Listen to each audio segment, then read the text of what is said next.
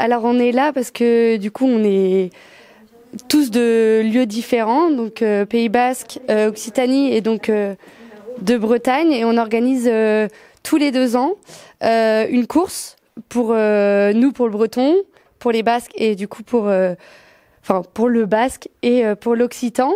Et le but c'est d'essayer de créer des choses ensemble. Donc tous les 2 ans, on va courir pour les courses des uns et des autres. Et on a aussi envie de créer, que ce soit du contenu, des événements et se soutenir dans notre lutte. Voilà. La Redadec a commencé. La première Redadec, c'était au Pays Basque. Oui. Et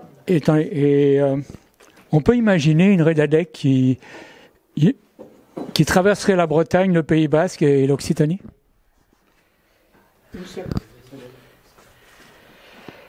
Dans l'idéal, ce serait super. Après, je vois pas. Enfin, techniquement. Oui, c'est la logistique et la technique qui est compliquée. Développer les courses qu'on a, c'est quand même un challenge qui demande beaucoup de travail. Et dans l'idéal, oui, ça serait très bien d'avoir une course qui rassemble toutes les langues minorisées.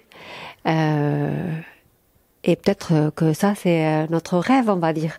Mais aujourd'hui, on se concentre sur ce qu'on a et on essaye de le faire bien. Et cette journée nous permet aussi d'échanger et d'avoir des nouvelles idées et de développer ce qu'on a. Les alternatives, on continue à travailler, à défendre nos langues, à organiser des événements. Voilà, les courses qui sont mises en place sont des financements non négligeables, on va dire, par rapport à la diffusion et le soutien de nos langues. Et voilà, on continue à travailler. Et puis, malgré tout ce qu'on dit, les langues, quand on parle plusieurs langues, c'est ce qui nous rassemble aujourd'hui. On crée pas on détruit les frontières. Enfin, on passe à autre chose. Comme message. La mobilisation a été toujours un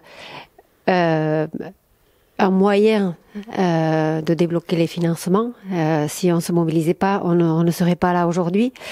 Aujourd'hui, on est ici aussi pour participer à la manifestation en faveur des Divoines cet après-midi. La semaine prochaine, au Pays Basque Nord, les Ikastola vont se mobiliser aussi pour demander plus de moyens et des subventions qui leur sont dues. Je pense que se mobiliser, ça fait partie de notre culture et il faut qu'on continue à le faire.